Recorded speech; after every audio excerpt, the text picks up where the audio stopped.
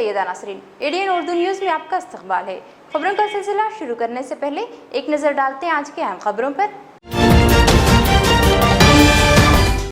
Police commissioner Chiranjeev Prasad ने कहा, corona की चेन को तोड़ने के लिए लगाया गया सख्त कर्फ्यू, मोटरसाइकिल का मूवमेंट रोकने पर रहेगी खास तवज्जो। इंसानी हुकूक के सरासर खिलाफ है सख्त लॉकडाउन। लोक विकास परिषद ने इंतजामिया के फैसले को हाई कोर्ट में किया चैलेंज। और मुंबई के राजगृह पर पथराव के वाक़े से दलित समाज में सख्त नाराजगी, डिविजनल कमिश्नर ऑफिस और भड़कल गेट पर मुजाहरे। अब खबरें तफसील से। सख्त लॉकडाउन का कदम कोरोना की चैन को तोड़ने के लिए उठाया गया है। इस चैन को लोगों की नकल हरकत बंद करके ही तोड़ा जा सकता है। ये बात आज पुलिस कमिश्नर चिरंजीव प्रसाद ने कही। उन्होंने कहा कि इस बार लॉकडाउन में मोटरसाइकिल के मूवमेंट को रोकने के लिए खास तवज्जो दी जाएगी और कर्फ्यू के खिलाफ वर्जी करने वालों पर इंतहाई सख्त कार्रवाई होगी। पुलिस कमिश्नर चिरंजीव प्रसाद ने आज मीडिया से बात करते हुए कहा कि खौफनाक वबा पर काबू पाने के लिए इसकी चेन तोड़ना जरूरी है। ये चेन तभी टूट सकती है जब लोगों की नकल व हरकत बंद हो।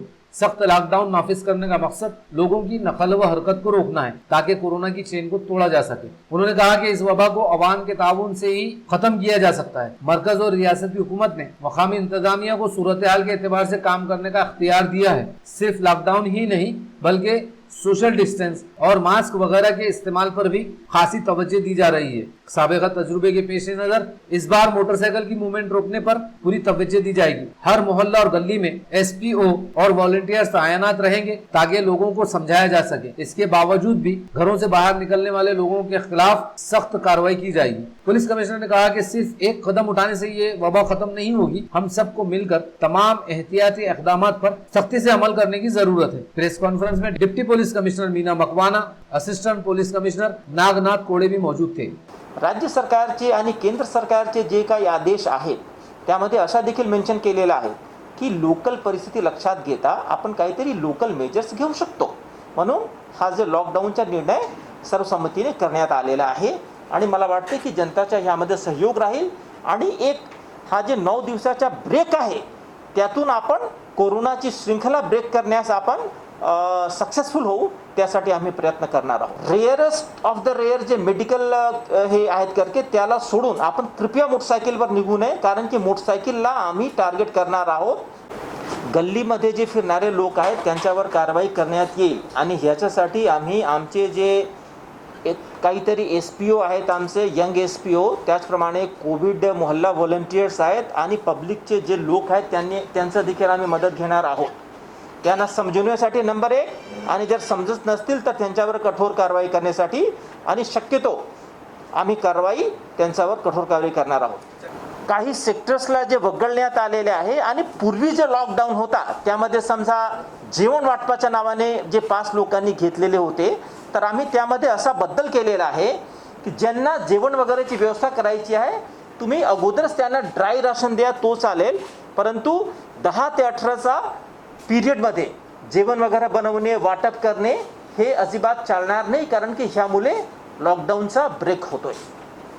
आज इतर जे डिटेल्स आहेत पेपरमध्ये कालच निघालेला होता, बातमी आलेली होती। महत्त्वाचे जे आयटम्स आहेत दूध वगैरे आहेत त्याबद्दलची जे सविस्तर सूचना आपले म्युनिसिपल कमिश्नर काढत आहेत आणि आम्ही त्यांचा अनुपालन करणार आहोत। कोरोना के नाम पर लगाए गए सख्त कर्फ्यू को इंसानी हुकूक की खिलाफ वर्जी करार देते हुए इंतजामिया के इस फैसले को हाई कोर्ट में चैलेंज किया गया है। लोक विकास परिषद ने सख्त कर्फ्यू के फैसले की मुखालिफत करते हुए कहा कि पहले ही लोग 4 महीने से जारी पाबंदियों से परेशान हैं। अब इन पर वबा के नाम पर सख्त पाबंदियां लगाना सरासर जुल्म है, इसलिए इंतजामिया के इस नुकसानदेह फैसले के खिलाफ अदालत का दरवाज़ा खटखटाया गया है। कोरोना वबा पर काबू पाने के नाम पर इंतजामिया ने इससे पहले 6 दिन का सख्त कर्फ्यू नाफिज किया था, जिसमें सिवाय मेडिकल स्टोर्स के तमाम कारोबार बंद रखे गए। इंतजामिया के सख्त फैसले के खिलाफ हाई कोर्ट की औरंगाबाद बेंच में एक अर्जदाश्त दाखिल की गई। जैसे ही अदालत में इस मुकदमे पर समाअत शुरू हुई, डिविजनल कमिश्नर, जिला कलेक्टर और म्युनिसिपल कमिश्नर इस मामले से पल्ला झाड़ते नजर आए। लॉकडाउन में ढील का ऐलान कर दिया गया। अब फिर कोरोना के नाम पर सख्त कर्फ्यू का ऐलान कर दिया गया, लेकिन इस बार भी ये मामला अदालत जा पहुंचा है। लोक विकास परिषद ने इंतजामिया के इस फैसले को इंसानी हुकूक की खिलाफ वर्जी करार देते हुए मुंबई हाईकोर्ट औरंगाबाद बेंच में एक अर्जदाश दाखिल कर दी। परिषद के सदर अब्दुल वाहिद ने प्रेस कॉन्फ्रेंस में कहा कि 4 महीने से मुसलसिल कर्फ्यू की वजह से लोगों का जीना मुश्किल हो चुका है। गरीबों के लिए हालात इंतहाई खतरनाक हैं। हुकूमत की तरफ से उन्हें कोई मदद नहीं मिल रही है। अब फिर सख्त लॉकडाउन से इनकी तकलीफें बढ़ जाएगी, इसलिए लोक विकास परिषद ने अदालत आलिया में पिटीशन दाखिल की है। प्रेस कॉन्फ्रेंस में हाफिज मुश्ताक अहमद, जावेद चौश, शेख हबीब, शेख मोहसिन और नसीम खान वगैरह मौजूद। और औरंगाबाद में वापस लॉकडाउन हो रहा है, लोक विकास परिषद इसका विरोध करती है। मैं नागरिकों से भी आह्वान करता हूँ कि हमको अब लॉकडाउन के साथ ही जीना पड़ेगा, इसलिए नागरिक जो है सोशल डिस्टेंसिंग का पालन करे और अपने मुंह को मास्क लगाए, बिना वजह घर से बाहर ना निकले, यही इसका एक उपाय है और यही हमको करना पड़ेगा। लॉकडाउन इसका उपाय नहीं है, इसलिए लोक विकास परिषद लॉकडाउन का विरोध करती है और इसीलिए हमने हाई कोर्ट में आज पिटीशन दाखिल की है और हो सके तो कल इसकी सुनवाई होगी। कोरोना के खिलाफ जारी जद्दोजहद में इंतजामिया का पूरा जोर लोगों को घरों तक कैद रखने पर लगाया जा रहा है, लेकिन अवाम को बुनियादी और लाजमी सहूलतें मुहैया करने में इंतजामिया की कोई दिलचस्पी नजर नहीं आती। हुकूमत व इंतजामिया ने तमाम प्राइवेट एम्बुलेंस हासिल करने की हिदायत की थी ताकि कर्फ्यू में किसी नागहानी सूरत हाल में अवाम को एम्बुलेंस की सहूलत मिल सके, लेकिन इस मामले में अभी तक जिला इंतजामिया, म्यूनसिपल इंतजामिया और RTO की जानिब से कोई कदम नहीं उठाया गया है। कोरोना के नाम पर इंतजामिया ने 10 जुलाई से मुसलसिल 9 दिन सख्त कर्फ्यू नाफिज कर दिया। इस बार इंतजामिया के तेवर इंतहाई सख्त नजर आ रहे हैं। जिला कलेक्टर, म्युनिसिपल कमिश्नर और पुलिस कमिश्नर इंतहाई सख्त अंदाज में शहरियान को वार्निंग जारी करते नजर आते हैं, लेकिन लोगों की रोजमर्रा की लाजमी जरूरियात और किसी हंगामी सूरत हाल में इंतजामिया ने क्या सहूलतें दी है इसका जिक्र करने के लिए कोई तैयार नहीं। 8 दिन पहले रियासती हुकूमत ने तमाम प्राइवेट एम्बुलेंस को तहवील में लेने का हुक्म जारी किया। मंगल को म्युनिसिपल कमिश्नर आस्तिक कुमार पांडे ने भी शहर के हर पुलिस थाने में एम्बुलेंस खड़ी करने की बात कही ताकि किसी शख्स की बीमारी की सूरत में उसे अस्पताल पहुंचाने का नज्म किया जा सके। आज हमने घाटी अस्पताल में खड़े कुछ एम्बुलेंस ड्राइवरों से बात की, लेकिन उन्होंने बताया कि अभी तक इंतजामिया ने उनकी एम्बुलेंस हासिल करने के लिए कोई बात नहीं की। हमने RTO ऑफिस से बात की, यहाँ बताया गया कि जिला कलेक्टर ने उन्हें एम्बुलेंस की लिस्ट तैयार करने की हिदायत जारी की, लेकिन इसके बाद कोई हिदायत नहीं मिली। औरंगाबाद जिले में मुख्तलिफ तंजीमों और जमातों के अलावा निजी एम्बुलेंस की तादाद 315 है, जबकि हेल्थ डिपार्टमेंट की 108 एम्बुलेंस की तादाद 15 है। कर्फ्यू में अब सिर्फ 1 दिन बाकी है, लेकिन म्युनिसिपल इंतजामिया, जिला इंतजामिया या RTO ऑफिस से अब तक एम्बुलेंस हासिल करने के लिए कोई कदम नहीं उठाया गया, जिससे साफ जाहिर हो रहा है कि इंतजामिया की दिलचस्पी सिर्फ सख्त लॉकडाउन के जरिए लोगों को घरों तक महदूद करने में ज्यादा है। अवाम को सहूलतें फराहम करने के लिए इनमें कोई दिलचस्पी नजर नहीं आती। तो एम्बुलेंस हायर कर रही है, तुम्हारे को कोई कॉल वॉल आया है इसके बारे में? नहीं, कोई कॉल नहीं आया। तो तुम अभी क्या ऐसे ही चला रहे एम्बुलेंस? हाँ, ऐसे ही चला रहे, घाटी में लगा कर।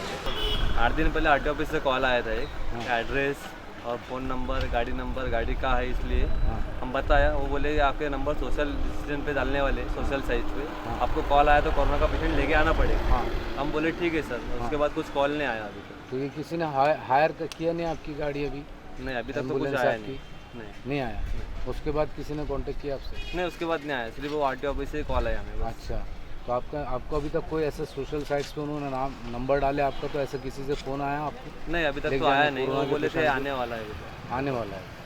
शहर व जिले में कोरोना के मरीजों की तादाद में लगातार इजाफा जारी है।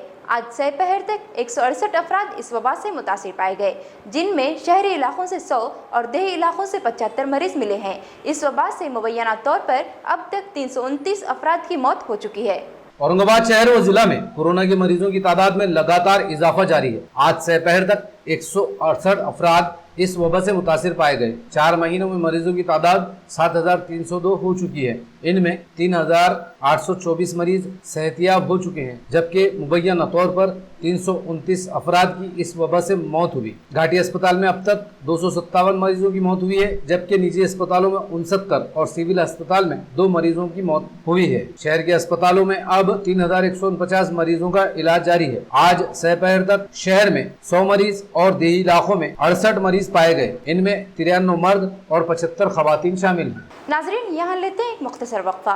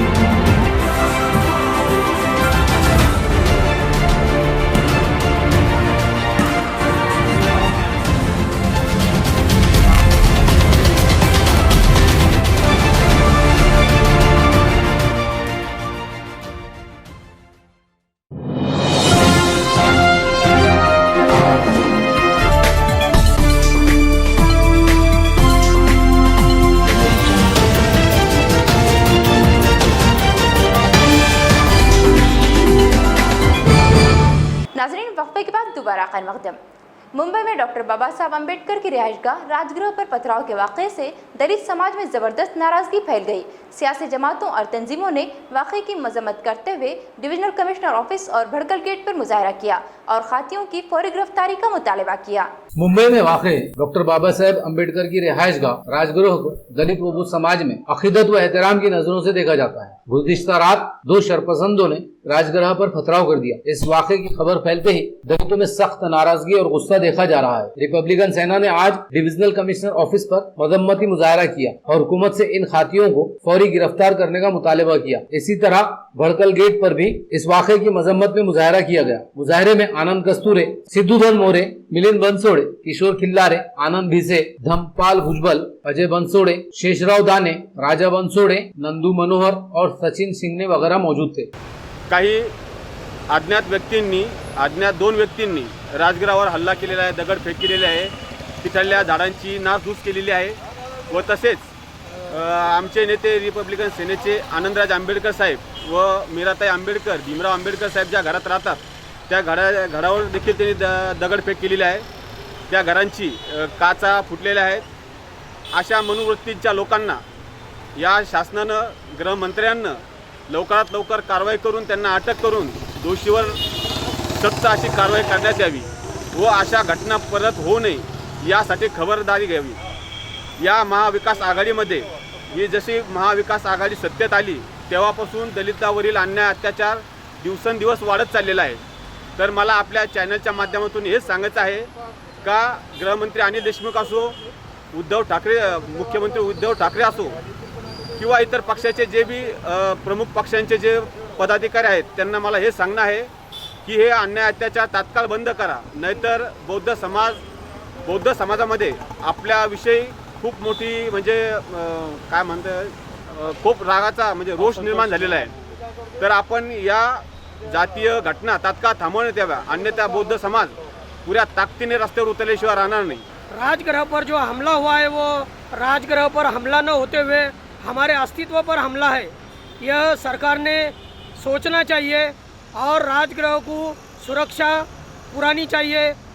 और मैं रिपब्लिकन सेना के माध्यम से और एक कहना चाहूँगा कि राजगृह पे जो समाज कंटकों ने जो हमला किया है उसकी अच्छी तरह से चौकसी करके उसका जो मुख्य सूत्रधार है, जो हमला जिसने करवाया है, जो हमलावर जो पकड़े जाएंगे उनके कॉल रिकॉर्ड और उनसे अच्छी तरह से पूछताछ करते हुए उसके तह तक जाकर यह हमला किस उद्देश्य से किया गया है वो राज्य सरकार ने उसका सॉल्यूशन निकालना चाहिए।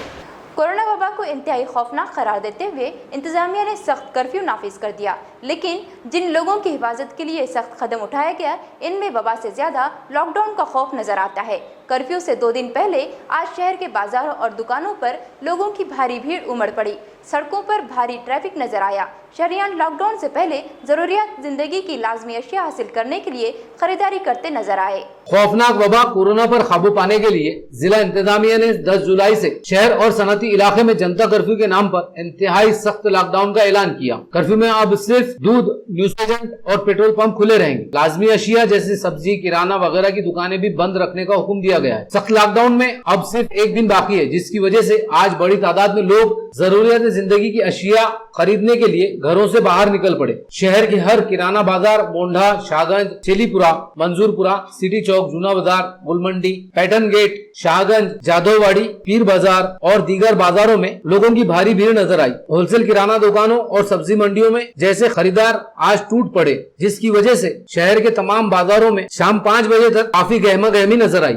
सख्त कर्फ्यू के नाम पर इंतजामिया ने तमाम कारोबार बंद रखने का हुक्म जारी कर दिया, लेकिन दूध का कारोबार जारी रहेगा। इंतजामिया के मुताबिक दूध ज्यादा देर तक महफूज नहीं रखा जा सकता, इसलिए इसे कर्फ्यू में छूट दी गई है। इसी तर्ज पर अब फल फरोश और सब्जी फरोश भी कारोबार जारी रखने का मुतालबा कर रहे हैं। इनका कहना है कि फल और सब्जी भी ताज़ा रखनी पड़ती है और इसे ज्यादा दिन रखा नहीं जा सकता, इसलिए इन्हें भी कारोबार की इजाज़त दी जाए।